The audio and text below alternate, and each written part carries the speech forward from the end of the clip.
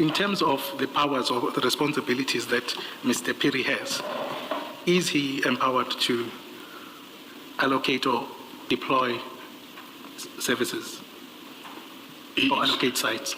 He is not, Commissioner, empowered to allocate sites. Okay.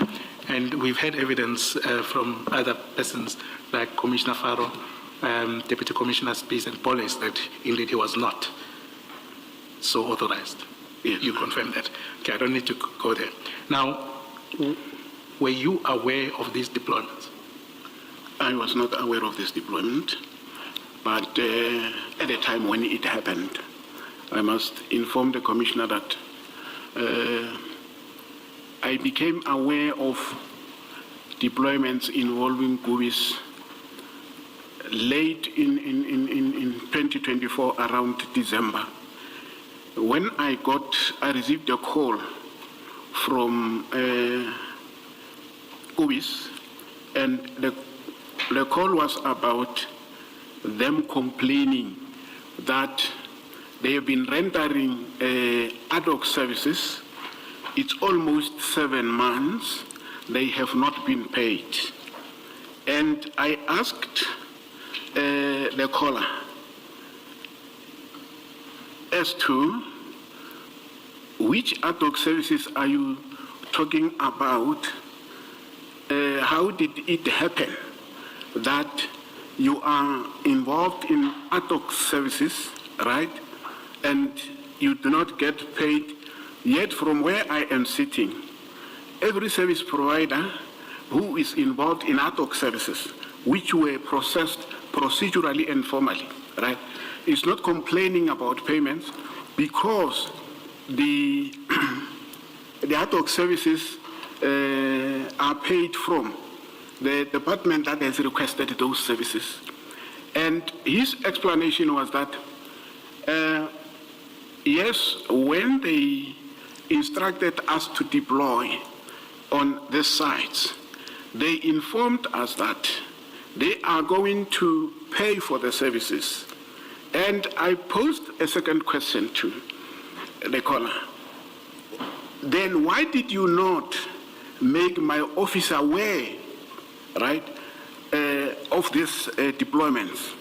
He said, no, we took it light because the Department of Water and Sanitation sent us letters to deploy, and they said they are going to pay for those services, right? And during that discussion, there was no mention. I was not aware of the site in question, the number in question, but I was made aware that those sites are many. And you are saying we have now taken the matter up with the office of the CFO in order to try and get this issue resolved, right? And I said to him, look, from where I am sitting, you are aware that these ad hoc services were not they were not given to you procedurally. And you are making, of course, my life very difficult to introduce me at the end when there are problems. But nevertheless, since I'm responsible for the function, right, I am going to inquire about this ad hoc services. I'm going to establish how it came about, who instructed you guys to deploy, and so forth and so on. So when time goes on, indeed. Apologies. When is this call? You said in December 2024. It was in December 2024. Yes. Okay. Thank you. Thereafter, from January, February, March, there were interactions between my office and Gubis, including the Department of Water and Sanitation, around these ad hoc services. And it was during those interactions that, yes, it was said by Water and Sanitation Department officials that no, we were we were going to pay for these ad hoc services, but something happened, the budget is not allowing. Then the question was, but guys, you know there is communication citywide, which communication says when there is a request for ad hoc services to be deployed, such a request should be directed to my office so that I can make sure due diligence is done.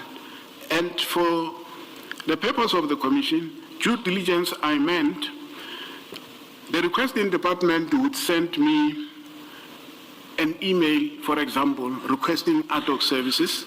I would acknowledge receipt of this email and go back to them to say, colleagues, from which vote number are you going to pay this? They would then come back to me, provide me with the vote number, GL account number, from which they will be paying for the services. And thereafter, I would then instruct the office of Dr. Malatji, right, to go and conduct security risk assessment on the site and or sites to which ad hoc security services are required. They would go, they would come back, then I would then say, we need to allocate the company that is going to be able to execute and or perform these functions, and we take it from there. So once we have agreed, we then get the quotation from the company in question, and we send it to the requesting department for them to approve. When they have approved, then we deploy. Once we have deployed, it becomes now the responsibility of my office through operational management team under Dr. Malatji to ensure that they are treating those sites like any other site whereon we have deployed security officers. Unfortunately, Commissioner, in this case, this procedure was not followed. Hence, my statement to say, I knew after a very long time, and part of the communication with them was send me through details of these invoices and all of that, just for me to be able to know which sites, how many guards were involved and all of that, because since from the beginning I was not either by either by the department concerned or my colleagues. And they shared that information with me, and yes, along the way, discussion about these outstanding invoices, right, was between my office and them, and I became aware that at the executive management, there were discussions, there were meetings, there were emails exchanged, systems, but at that level, I never participated. I was never informed of come on board. Normally, it's my superiors who sit in there. Then they would come back, like they did in respect of these invoices, to say, explain to us how it came about that these ad hoc services were allocated.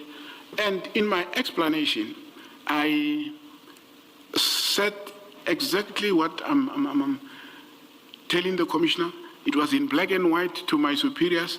It started initially with Commissioner, Deputy Chief of Police, Commissioner Police, and after Commissioner Spies was appointed, he also requested me for an explanation. The same explanation that I'm giving to the commissioner, I gave it to him. And as I was morning, I would receive emails as part of people who assisted on those emails. Hence, I could see that there was discussion, high-level discussion about these outstanding invoices. There were proposals and or options suggested at that level where I was not invited to make any input.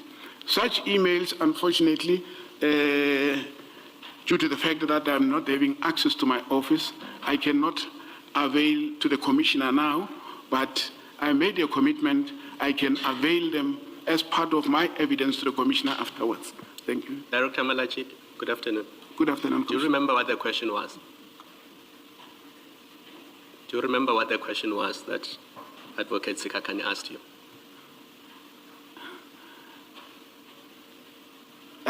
I thought, okay. I'm trying to understand what you are answering. Okay. Because at one point you spoke about ad hoc services that were procured by other departments. And when invoices came, there was a phone call to you and you knew nothing about that, which is fine. But then halfway through your answer, you were dealing with allocations that were done through your department. And your answer got confusing because we got lost there. So let me ask you this question. Who is authorized in your department to issue the type of letter that you see on page 283? So the notification of deployment letter, who in your department is authorized to issue it? Primarily, it's myself. Yes. Right? It's myself who's authorized. Or I can, with instruction, right, allow Dr. Malihlaba or Phiri or any other to say, allocate the what? Now, in January and February 2025, did you issue such an instruction to either Phiri or Malihlaba? I did not, Commissioner. So when did you first become aware that this allocation letters were given to Gubis 85?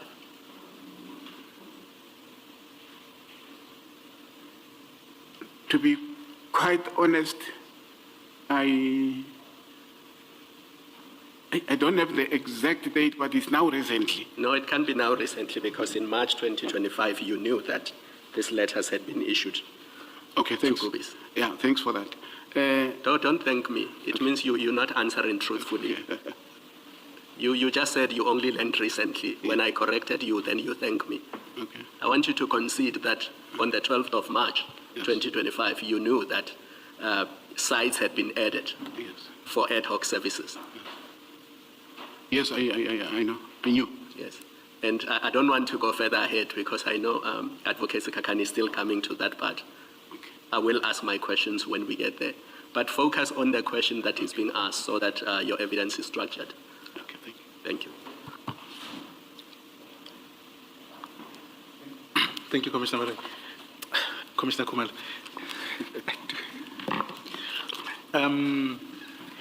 I think we at least we've gotten through the point where we are certain that these notices for deployment, you didn't issue any instruction to either of the individuals.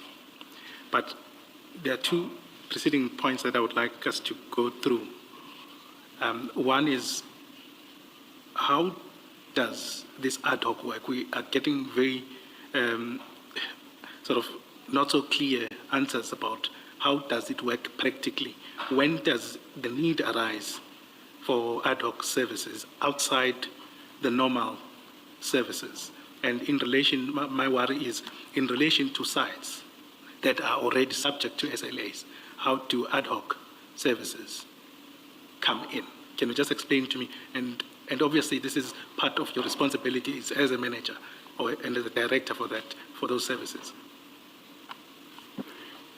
Ad hoc services arise the moment the department realizes that there is a need for security at either of their sites. And they would... Sorry, which department? Any department within the city?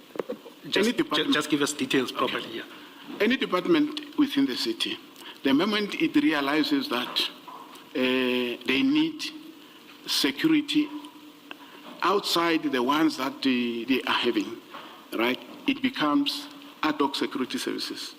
And they would send a request, or they should send a request to TMPD, my office, right, for those services. And once those services, those requests are received, my office would kickstart the process of making sure that due diligence is done before the actual deployment is effected.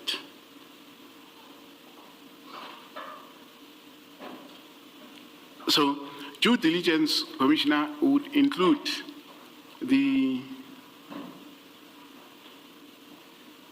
it would include my office acknowledging receipt.